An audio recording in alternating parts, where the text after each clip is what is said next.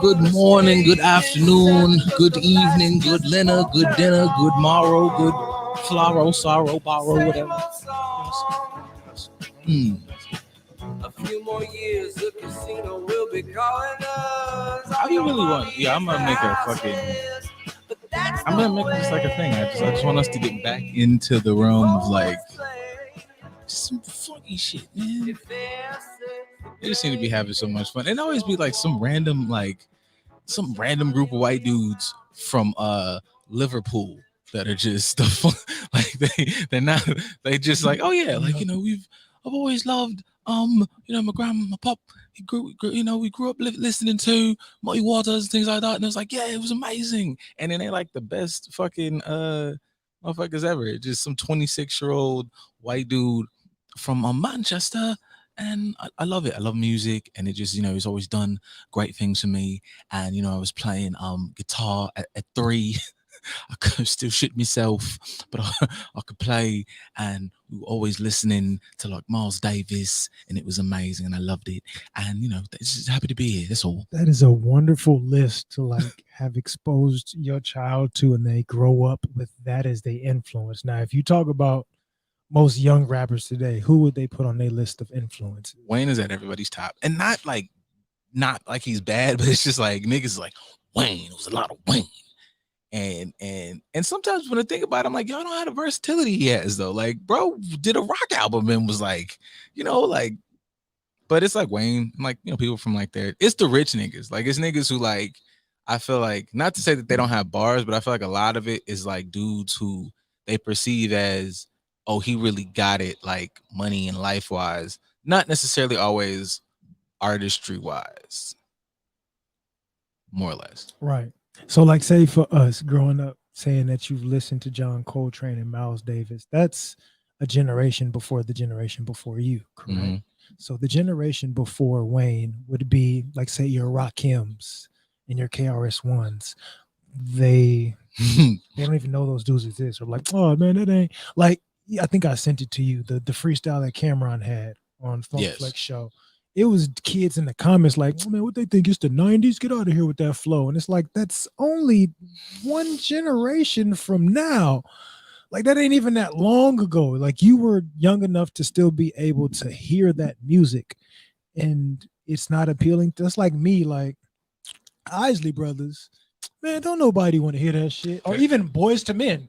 Like, oh, Boys to Men, Anita Baker. Man, don't nobody want to hear that shit. Man, put that Meg on. Which is crazy because, like, everybody wants to hear this shit. Because if you know, I'm like, and I'm not a music historian or no shit like that, but you just, you know, you listen to a couple samples and shit, you go, hey, I've heard that. It's cool. I don't dislike what you did, but I also like where that came from already. Like, you know, like kind of like with Spice. Spice will do the him, and there's this other lady who does it now. Like this, I want to say she's a Latina lady and she does it. But her shit's funny. But yeah, just what the fuck? That could be a different conversation about not just musically, but in generally how we're not exposing current generations to teachings and quality from generations prior to. I'm not gonna get ahead of myself, but I do have a tie-in. Yeah, I know. I know. I had the tie-in too. I was just going. I was trying to like Dwayne Wade alley-oop too, and you can go ahead. But I guess I'm bad. I know we have an esteemed second-time guest, and you know we got to bring guests in before, because fucking like me, I'll take off running and be like, oh, I still have shit to do. We got the good esteemed brother, you know, Corey back in here, second time, back again for the fun festivities. Come on, my brother. What's going on? Appreciate you having here. Appreciate having you here. Appreciate you having you. I guess be quiet. Hey man, y'all skipped over me last week. What's good with you? Man, we was like zooming. I was rushing. We had a whole topic, had a whole conversation. I was like, damn, man, I like in like mid show. I was like, damn, and it just so this week, man, we got you. It was my fault. I didn't put it on DC. It was my fault because I was not checking the stuff. I was zooming, man. Out there to the West Coast, I was about to, you know, come see you, man. Oh man, shit, man. I'm pulling up on you, whoa. I'm not gonna lie, man. I'm a content whore. That'd have done good. I'd have just cut the cameras on and be like, we're gonna have a conflict resolution conversation. We're gonna do the thing right here. Sign this disclosure form. Oh, good, brother. Yes, man. Things happen. I understand. It's all good, man. We appreciate you coming back to participate in this conversation with us again. I love it. Do you want to take the alley-oop now, sir? Oh, I mean, so we had a conversation because usually we tell everybody knows, like, we'll be talking like all week, and like middle of the week be like, oh shit, we got a show tomorrow, we gotta fucking find something to really talk about. And today's conversation is more so around just people's characters, like how people misinterpret your character, and also how we might misrepresent or not represent fully our character. And what he said before, as far as the alley-oop, was this generational gap conversation. I was watching shout out to the I Am Athlete podcast, because we're clearly buddies and friends. And the big AB conversation everybody's been talking about, and he brought up a good point about people are jumping on his behavior and jumping on how he's acting. But he was like, especially in sports, but I looked at it as just a generational thing, that a lot of times OGs don't reach back to really like do what's put their stamp on like those coming up, about like, hey man, like let's go up and help these young boys, not just like shit on them or anything like that, but to be able to go like, hey, I got some teachings for you. And AB was like, yeah, they don't do that, at least in the scope of the league. He's like, nobody's doing that. They're coming back to maybe take a couple things and then try to punk you into being their little like stepping stool. And we were just kind of looking at the disconnect between that, people misusing and abusing your character, and you might misuse and abuse your character yourself, like, and how to kind of cut through all that. Right. Not even just misuse and abuse it, misinterpret it, misunderstand it, like from ourselves, from other people. I can misinterpret my own shit and still misinterpret other people's stuff. The waters of it can get really, really, really muddy depending on how everything is aligning, but the necessity of it. So that's when it comes to, as I said earlier, as far as exposing the younger generations to older variations of things in a healthy way. Context, let me provide that, because there's a lot of stuff that we expose kids to or expose the newer generations to that is not necessarily healthy for their development, but exposing them to things that will help culture them a little bit, things that will help give them different perspectives to pay attention to. Sidetrack. Hey, everybody that's saying hi in the chat, just want to let you know I sees y'all.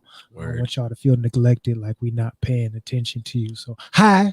Thank you for tuning in. Thank you for participating. Feel free to let us know your thoughts as we go through this conversation.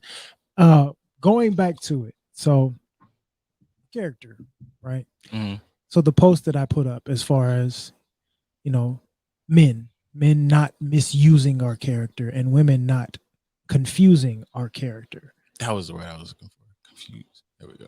Misinterpret, confuse. That shit. Yeah. Misread, misunderstand.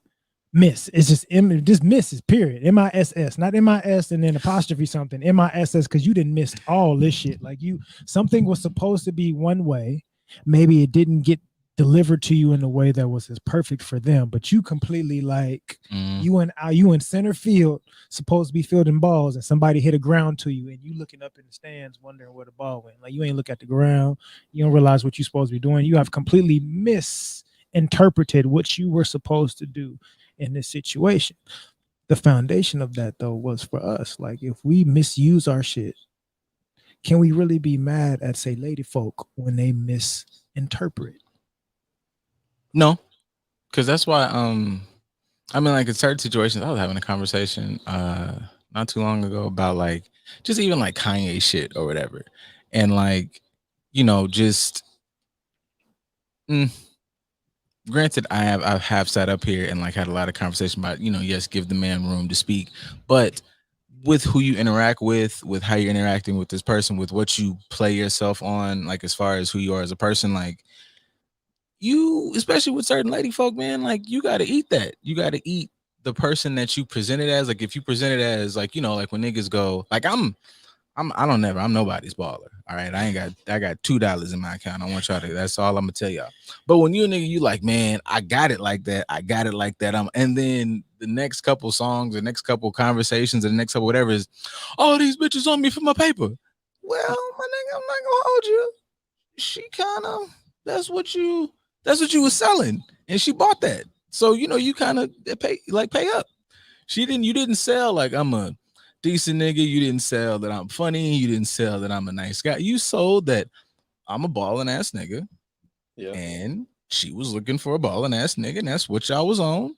Yeah. So there you go. A little bit. That kind of plays into the misuse, right?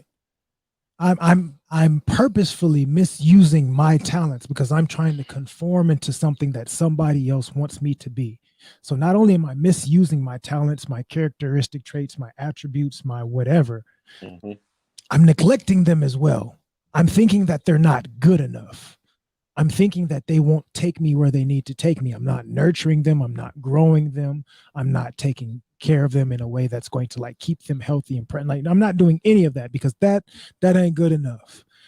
She wants this, sticking within that analogy. She likes balling ass niggas. You don't even know if she's worth a balling ass nigga. You just know what she likes. You don't know if she's worth what she's requesting, but you're willing to disregard every aspect of yourself to fit into what her preference is just to get to know her. 1, so you're making a mistake from jump. Go ahead, Corey. I was just saying that's 1,000% of what you just said. I actually feel like it kind of comes down to insecurity, man. You're insecure about whatever, and you feel like you gotta be in the limelight, or you feel like you gotta be what society is saying that you gotta be or whatever. Look, just be yourself. And if this is money and stuff that you work hard for, that you earned, you don't got to do none of that. You know what I'm saying? You run it how you want to run it, but you don't have to fit into a certain group where this balling stuff is crazy. And half these balling dudes is broke because they didn't ball out so much. Now they like, hey, where the money at? Yeah, you blew it. Right. So it's, forget that, man. Listen, invest that money, make some more money. And if the girl is worth it and you got to know her a little bit, I ain't saying ball out on her, but what is she coming to the table with? Like, come on. Oh shit, that's the oh shit. Was she she just coming to the table with good looks? Well, we here, obviously we're very here for that conversation. Yeah. But that is always just like danger zone nowadays. And like I've had a few, because I've even had a few conversations to not come as, whether you believe it or not, I don't know, I be coming in hot a lot. But to be like not as coming in hot on the conversation, because everybody be using that as like a way to just to dismiss what we be talking about. But I'm like, okay, why is that a bad question? And that's not saying I feel like that easily gets misinterpreted as, well, you pay for me, man. If I get you a Birkin bag, you get me whatever the fuck niggas buy, give me a Rolex or whatever. I'm like, but that's not, but adding value or asking what somebody brings to the table is like, I have, intrinsic value as a person. Like I want to know blah, blah, blah. But I want to speak to that baller thing. I want to know why, how come niggas don't talk enough about, because I'm not opposed to you getting your shit off, but having the conversation about the difference between what is you being actually I am proud of what I got and inspiring and all this other stuff. And you niggas just been living mad insecure for 20 years. Right. This is your 8th album, dog. And I know you're rich. It's perfectly fine. But there's no reason for you to have sure, if you want 48 cars, I got it. But you can only really drive one of them bitches. You're not driving 48 cars regularly. Right. What about this is insecurity, and just maybe working on it. That ain't saying you got to throw your money away. That ain't, everybody works so extreme, but it's we can't discuss, man, that some of this shit is you kind of what the fuck. This is what the fuck. When you think about vulnerability, because if you're gonna talk about where you came from, you're gonna be a little bit vulnerable about it, right? I'm gonna be honest. I'm gonna be transparent. Being authentic with where you're coming from is only popular when you can shit on it after you've gotten away from it. A lot of people don't give a shit about their where they're coming from until they've gotten something else that is in the complete opposite of that. So I can happily tell you that I come from being broke because I have money now, and I can show you how I'm not that pissant nigga that I was before. I'm this now. You're shitting on where you come from as opposed to utilizing it as a platform to say, no, I went through these things that helped mold me and shape me in a way that got me here. So those things are essential to who I am now, as opposed to me shitting on where I come from. Mhm. We lose sight, misuse our attributes. These are things that help shape me, and now I'm looking at them as, what am I, chopped liver? Like that's what I'm looking at now. I'm looking at this stuff as if it's a negative, like it's a mole on the middle of my mouth, right next to a cold sore. Like that's how I'm imagining it, as opposed to looking at it as something that's helped propel me forward. Now we've looked at that in regards to relationships, and you're saying, why don't men talk about that more? I would like to paint a different narrative, not even just in romantic relationships, but in your friendship with your boys. Because we can talk about how, when it comes to men and women, we misuse or misread or misinterpret these narratives of characteristic traits and behaviors in one another. Cool. But what happens when it's the people closest to you? So talking about being said, balling ass nigga, thank you for Corey for bringing that up earlier, as far as most of them aren't living the life that they're portraying. Love Tupac to death. Didn't have it. Balling Versace shirts and all this other stuff, big herringbone chain, luxury lifestyle, this, that, and the other, blah, blah, blah. But I'm trusting my money to this person that's next to me, that's giving me these gifts, but taking my money. I misinterpreted the characteristics of the person that was closest to me, who's putting me further in the poorhouse and contributed to me getting killed, which is a whole nother conversation. But I misinterpreted all of that for the sake of the luxury lifestyle that really isn't even who I am. I'm an intellectual. Mm-hmm. I am misusing my attributes to fit into this West Side narrative, but that's not who I am. I'm misusing everything that that helped get me to this point for the sake of a certain image, and my friends are coercing me into doing it for their benefit. Can I speak to that? Go ahead. I want to go back to what you were saying about speaking from a point of view of where you come from, right? And a lot of people I grew up with, we came from some hard circumstances, right? Projects, drug infested, crime infested, all that type of stuff like that.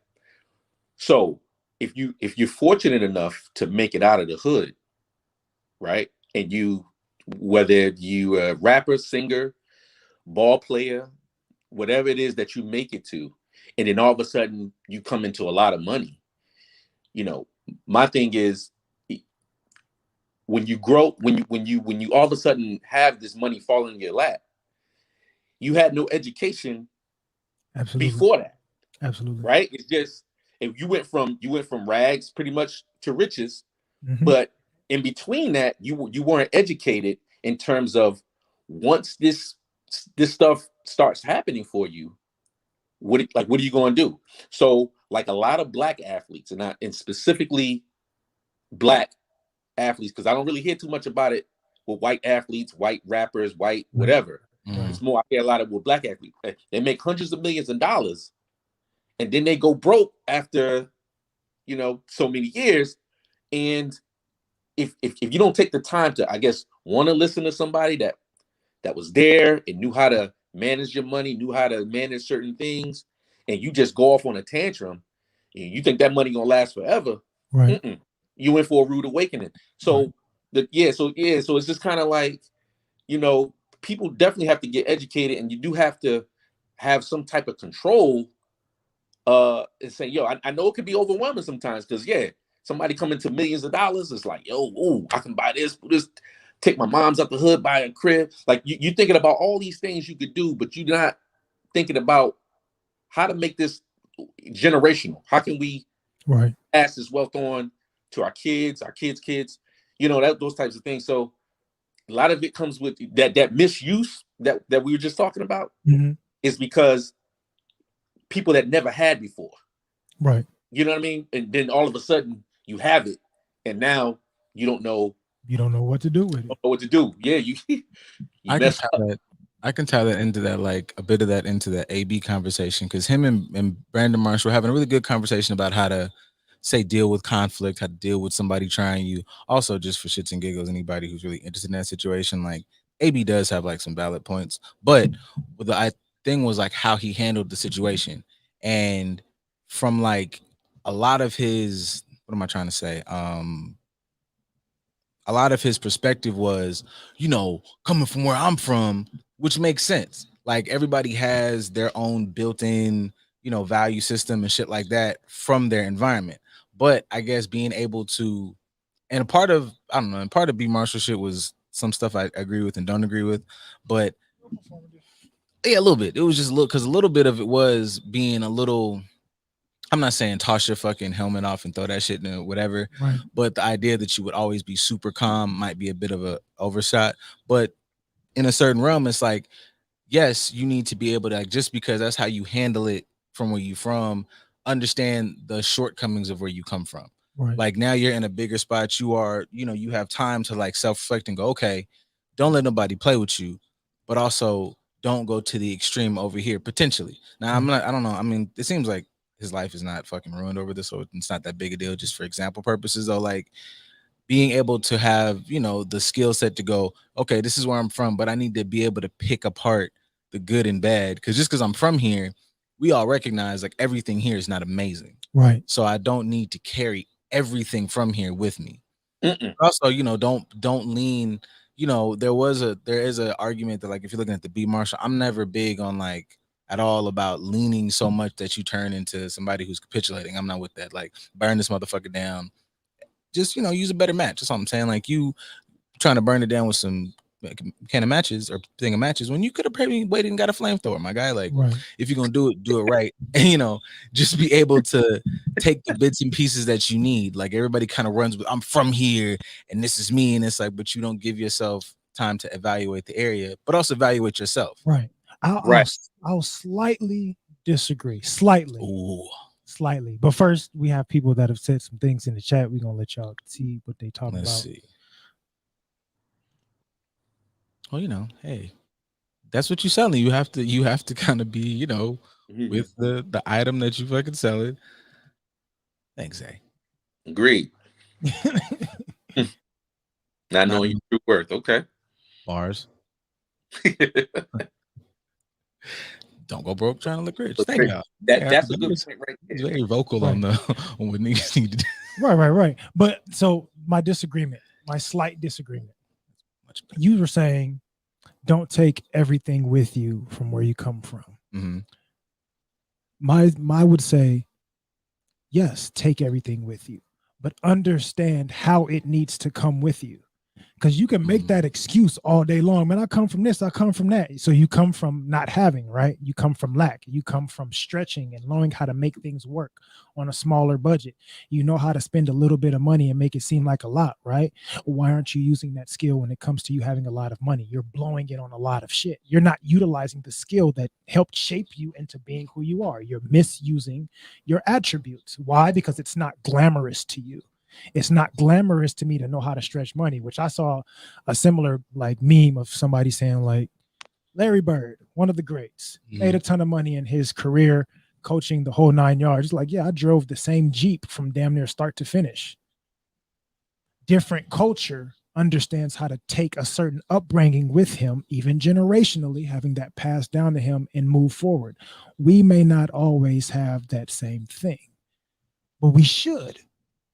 The teachings are there, but why don't we decide to take that with us in a healthy way? Why do we shun that when we get to a certain point? Even sticking with athletes, white kid athletes, basketball or football, they grow up in AAU leagues and things of that nature. They go to camps. They also have financial advisors in high school, or their family has a financial advisor or accountant or something in the family. They have somebody teaching them how to get to the next level. For us, we don't utilize that. We get taught how to become a better talent. So they are learning how to become owners, and we are learning how to become commodities. And it's not helping us in our community at all. We are learning how to not read contracts. We're learning how to get somebody to offer us a contract. But if that contract is shit, where you're not getting anything out of it and somebody is taking more from you than you're giving you, and you can't see that, I'm just valuing being a hot commodity. And it's not until I spend like I'm a hot commodity that I realize I've signed a shitty contract. Then there's a problem. I've given away more than what I'm bringing in on my end and contractually. Whereas the other kid who may not have gotten as far as I did or being the greatest talent as I am, he's understood how to nurture his backup plans along the way. So even if you don't make it all the way to the league and be a top player, you're still making more money than me. How is that possible? Because I'm not spending as much as you. I've been taught generationally how to utilize my attributes. I think that's still like an insecurity thing. Like that's just come from everybody has like various versions of lack, whether it's just community wise, personally wise.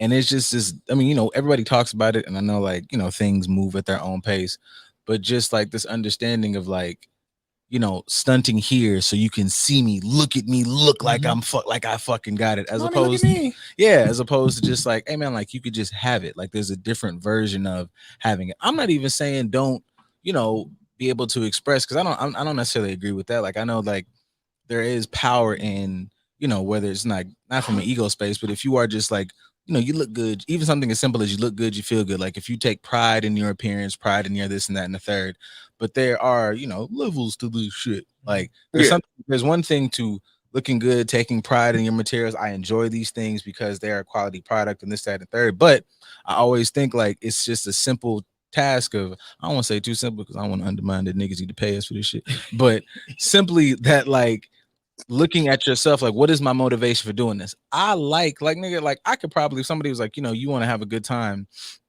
yeah man, I could probably like spend half the money and go to Walmart and get one of those little Atari things.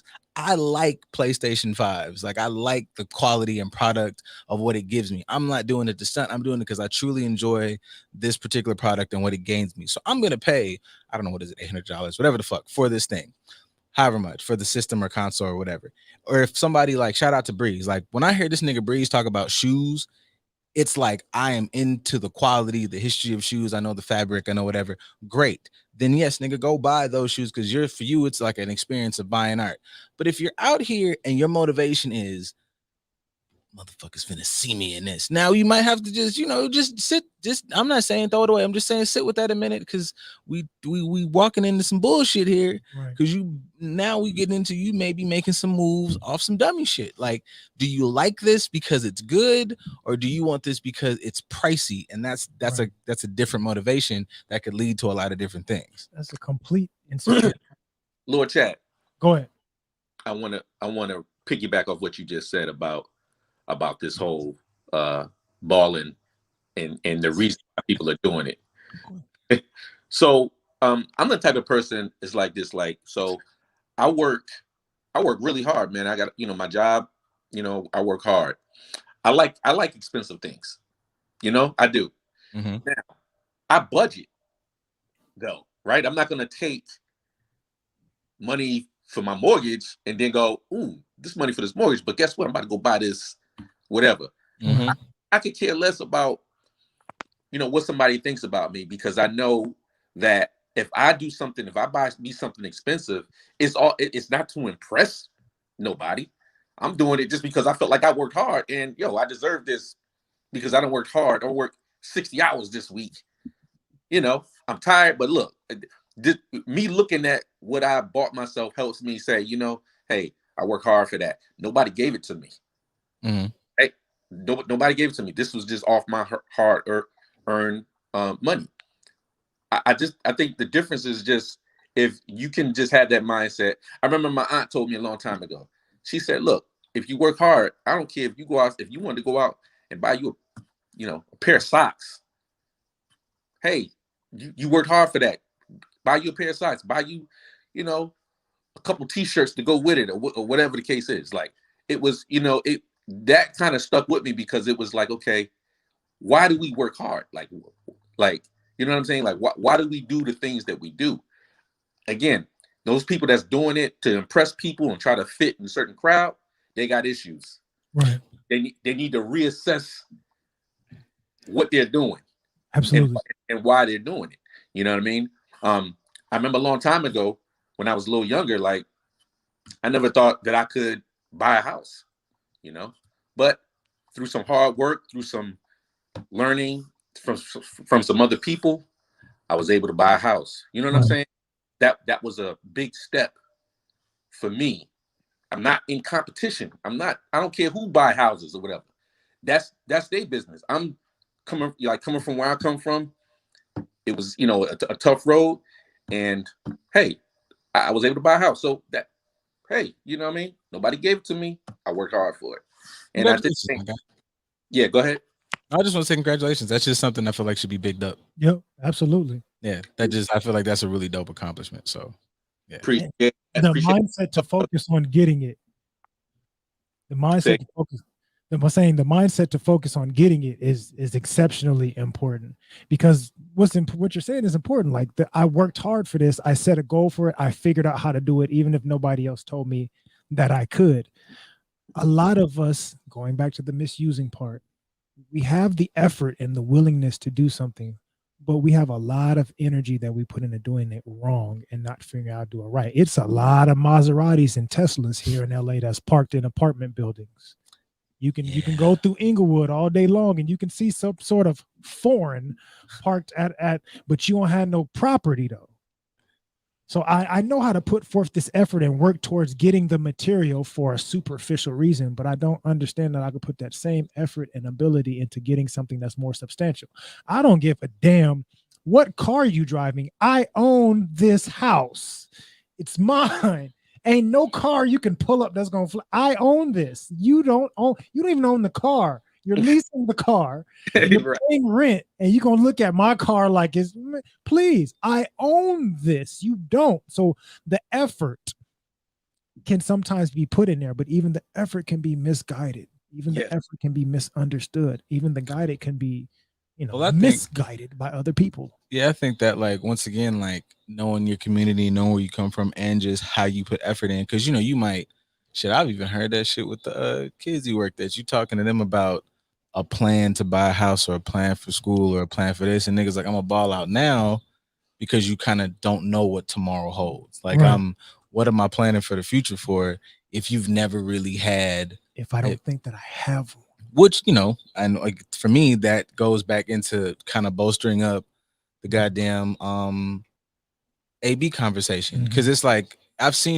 heard them and I've seen dudes that didn't have any type of future, but they're like, I know what I did. I know this sucked. So my whole purpose now is to just, even if it's a conversation, like, well, don't do that. Don't do this. Please do anything in that direction. Because sometimes, like, the conversation comes up where it's like, I did the best I could. Did you? Because you just kind of just told him to do the same shit that you was doing. Just kind of on some, that's whack. Like, you could have just told, bro, look, I went left my whole life. Go right. I don't know what the fuck is right, but I know what's left. Right. That's easy. Like, that's simple. That's enough for me. Like, you did, like, everybody got, Uncle, you did what and where? And that led to what? I'll never do that. I have no idea what this side goes, but I know that shit sounded terrible. So you're telling me, like, when you think about the time frame, like, there's no Tom Brady's of the drug game, nigga. Like, there's nobody to do. Nope. He's been doing this for 14 seasons. That nigga did a season and a half and got 30 years. Like, so I don't know. Like, yeah, it's not. It's something simply as this is what I got. Like, one of, like, my uncle used to be like that. He was like, look, man, I don't have a lot of, like, positive things in this way, but I know what I did and tripped and fallen, and it's my duty. And he would say it just like this. It was very fucking, like, end of the world. Like, he's like, it's my duty to let you know, like, these are the trips and falls I made. Mine, if my duty is nothing else, it is that you don't trip and fall in these ways. Right. That did a lot for me. So I just feel like that's where motherfuckers still, like, fumble the bag, because it's like, you see this nigga over here, it take nothing to go, like, don't do that. How do you pay attention to teaching something that you may not see value in? And I know that sounds crazy, thinking of, like, your uncle not seeing value in you enough to tell you the game. But if I'm coming from a mindset of not understanding my worth and my value, I don't know about my future and my tomorrow, I'm not going to understand how to see it in you. I see that you have talent, going back to the commodity, teaching people how to be a commodity. AB took pride in being a hot commodity, but he didn't take pride in being a quality product. Because a quality product would have been like, I'm going to solidify this money. You're going to piss me off. You're going to disrespect me, but I'm not going to do anything to fuck up my opportunity to make my money, because I'm worth this. Right. I am worth what you should be giving me. I got a little bit to do to get it, but I should be worth this. And I'm not about to let you derail me from my worth. So I'm going to carry myself in a way that is going to bring me my worth. When I am a hot commodity, and I like being a hot commodity, the attention, what do? I act in a manner that gets me attention.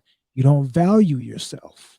That is the caveat for the AB thing, is that as much as he was correct on things like, you know, OG's not assisting, there being like some type of envy with the younger generation. He was right about, you know, coaches, and this is a business. You know, he was talking about even the CTE thing, and he was like, this is a business. I'm an employee. I don't have to, you know, you wouldn't treat somebody like this at your regular job. And I was like, all those things are correct. But there are little intricate things in the conversation where it's like, and I see that just in like, and to me, it was a parallel just when you see niggas talk like, oh, any homie you got in conversation where it's like taking concepts as a way to bolster up bullshit parts of yourself. Like, I ain't gonna take no shit. Nah, this is a moment where you probably could have checked your emotions and handled it in a better way. None of that matter, like, you know, and that's where like it even gets into an ego situation, because like you didn't want to get played right now. Like same way you can, I don't know, delay gratification, you can delay smacking a motherfucker in the face so you can make better moves. Like it's just, you know, moving on. It was a lot of moving on impulse, because that's what I do. I don't, you know, what's that shit people say? I was being true to myself. And I don't like people taking some of these phrases and terms that shit out of it's like you're using that as a way to move in a really, really negative way. And that, you know, people look up to you, people listen to you, people do this, that, and the third. And that's what I didn't like. Like that's one thing that a lot of motherfuckers do. They'll be like, I was being authentic. Nah, you were making excuses for yourself when you could have moved in a different, more beneficial way. Did you understand you're authentic? Because even like with the statement of you saying, man, I ain't taking no shit, right? People, we use that commonly, like, man, don't take no shit from nobody, don't take no shit, period. But if I'm constipated, I want to take a shit, I want to take shit, I get this out of me. And I say that like in different contexts, is you may want to take some shit. If somebody's providing you with something that you need, you want to take some of their shit, right? I want you to give this to me. So you're using this generalized term, but you're not understanding which context you should understand it in. You're just automatically building this wall and saying, I ain't taking no shit from nobody. But do you understand if they're giving shit or they're giving you some shit that'll help propel you forward? You don't understand the context of what you're rejecting. You don't have the wherewithal to understand it. You didn't ask no context questions to let me help. I don't know if this is an insult or what, but clarify this for me. Because if you're telling me fuck me and that's what you want to say is fuck me, you can just say fuck me. That way I understand. I'll tell you I'm not smart enough to understand what you're saying, to hear the real true version of what you're trying to say, as opposed to me rejecting it because my ego tells me this is a negative, and then I missed an opportunity that could have helped me get further than where I am now. Let me comment in on that real quick. I hear exactly what you're saying. And as you know, and I see this more going on in the Black community where we're so emotional, right? And the emotions get the best of us, and they can get the best of us at any time. Don't even care about where you at or what position you're in and what title you hold. That means nothing when it comes to your emotions. And I think when you're an adult, you have to channel those emotions in a different way. Not just listen, you can still get your point across. You can still handle your business. You can still show that you're not a punk, right? You can still show, you know, look, I'm not going to be trampled over. I'm not a pushover or whatever. You have to do it in a much professional way and in an intelligent way. That's it. We're not saying, yo, you know, sit there and take those slaps. Look, just when you come back, just come back smarter. Come back, you know, just kind of hold on to the emotions, but just channel it in a different way. Now, I want to go back to something we were talking about earlier, as far as the ballers, the balling thing. Right. I'm gonna give you a little bit of background on me a little bit. My mother and my father were street hustlers. And again, this is when I was a little kid. You know, once that life was over for them, I asked my mother, and my father. I said, look, I said, all that money y'all was making at that time. I said, why y'all ain't like putting none of that money up for us, or just putting the money up just for a rainy day, or maybe take some of that money that y'all was making and invest some of it or something like that. So my mother and my father had pretty much the same answer. My mother told me, she was like, when you're young and you got money coming in so much, so quick, so fast, you think the money's just never gonna run out. It's gonna last forever. Yeah. And my father, pretty much, when I asked him, he said the same thing. He just said, he said the money was coming so fast, you feel like you got a lot of time and you don't have to worry about those important things right now. You can deal with that later, but right now they were just enjoying it for the moment. And that money was coming so quick, they didn't even think about the consequences of, hey, I can get caught, go to jail. I can, all these things, that didn't even cross their mind. And I'm saying to myself, how you gonna be in the street, and not think about what could possibly happen to you? Now you talking about, I got a brother.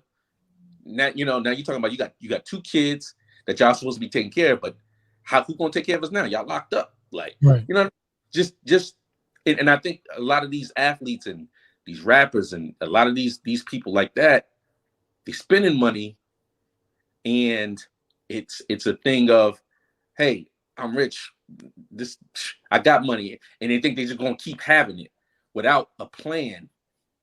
You know what I mean? Without a plan, type of thing, and that's dangerous. That's dangerous. It kind of goes back to what you said earlier about there's no Tom Brady's in the drug game. Because if you just take a second and look at the people that came before, man, it's gonna last forever. We're gonna be getting money forever. Like, what example do you have of that? Right.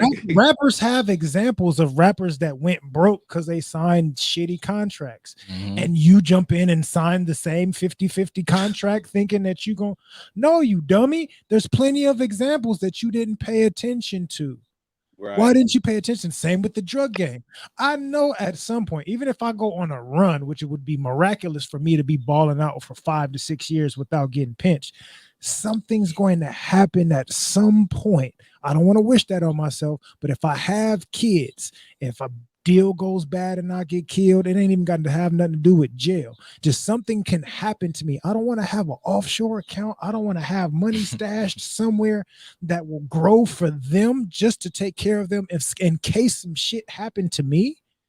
I don't think that, like, you're not looking at the examples before you. You don't have to talk to them to see that. I ain't never sold no drugs. I can look and be like, yeah, but that ain't a good track record for none of them.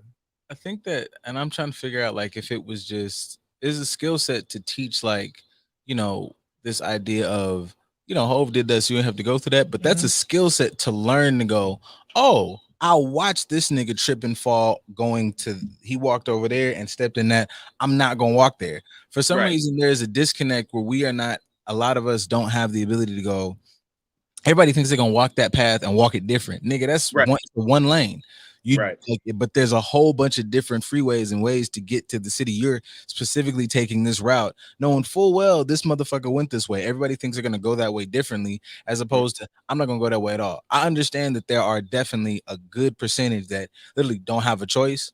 Like, I'm in a bind, I need to make money, I need to eat, I need to whatever. But there is another demographic that's like, oh, okay, I'm gonna go do what he did. Like, why would you do that, nigga? Like, you completely saw my daddy serving 25 years, my uncle serving 30, my granddaddy doing life, and I think I'm gonna live the same lifestyle and come out unscathed. Don't adjust nothing. Like, okay, nobody says I'm gonna do this for this long or I'm gonna do this with this goal. It looked that way in the movies, but you just always hear like, hey man, like y'all was really fucking it up for like a good, I'll give you like 8 months. Like, why didn't you have I just, but you knew, like, but there was all the, all right, well, fuck it then. Daddy had kids as a teenager. Obviously, my mama was said teenager with him.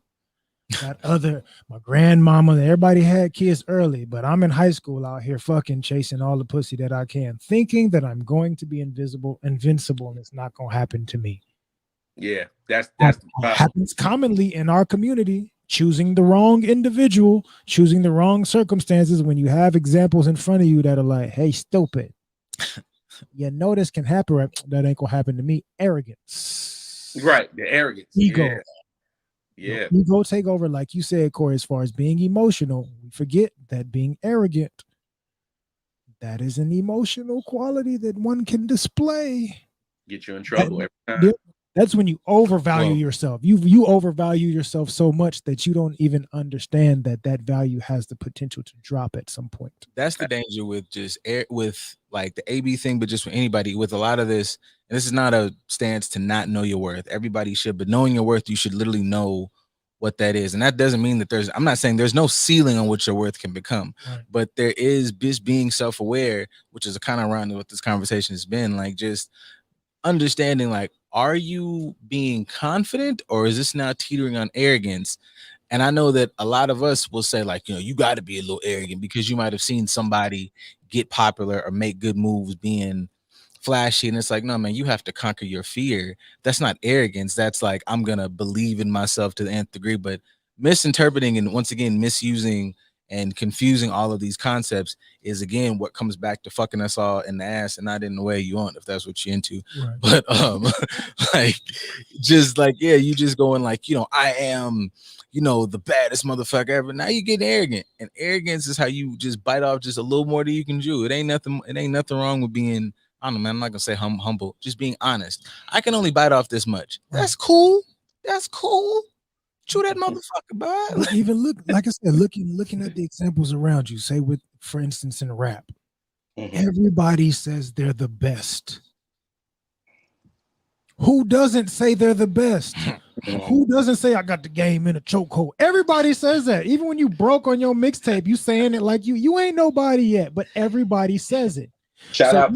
Hold on, before you finish that point, I want to shout out to my man JADA for killing it on the verses. Right. My guy. Monster. And he is a little bit,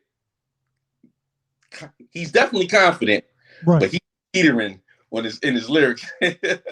but he's able to back it up. That was my point. Like, even with Wayne said, I'm the best rapper alive since the best rapper retired. And he was saying that long before he had the status, but he put out mixtape after mixtape after mixtape after mixtape after feature. He put the work in, like you were saying earlier, Corey. I understand what I need to do to be able to claim this title, and I'm putting in the effort to do it. Absolutely. Somebody else doesn't have the track record I do, and you claiming the best is because you were a hot commodity, not a valuable, high quality product. Yeah, people saying like even using the Wayne thing as far as like in hip hop, niggas be like, I'm the best. I got this. Like, you have a hot song, but I remember anywhere from the ages of, and this is a stupid long, like if we think about this in hip hop years, dog, like anywhere from the ages of 15 to like 20, like everything Wayne touched. Like, first of all, those the mixtape era of the Carters was a motherfucker. Right. Then when the Carter dropped, there wasn't a car on my campus. It was one day every single car was playing this album. So yes, nigga, you can absolutely 100% say confidently, I'm the best thing fucking walking. You niggas that got a TikTok dance is not the same. Not saying y'all can't be great, but it's just not the same shit. Right.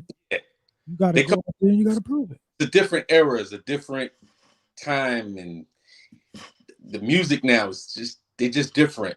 Right. It's a whole lot of arrogance and not a lot of work to be. Yeah. Because even in the 80s, like if you wanted to prove you was the best, all right, get on to the corner, let's battle.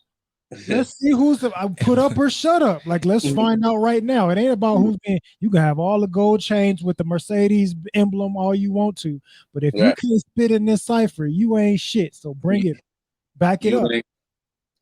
In every way, like as much as Eddie, like, okay, even Eddie Murphy, as much as he was fucking knocking shit down when it came to fucking comedy and movies, that nigga said something about music. That nigga Rick James said, well, record it, motherfucker, prove it. That nigga had to go in there and drop a hit song, which is fucking wild. but like it happened. Hey, Like, party all the time, baby. like you know what? That's fuck this song I was finna play. Like, yeah, that's it. That's how you gonna close it out. Hell yeah. Party all the time. But even that, taking a step out, if I say that I'm good at something, I'm willing to risk embarrassment to be able to do it. I'm gonna put my money where my mouth is, and I'm going to prove it. That means something.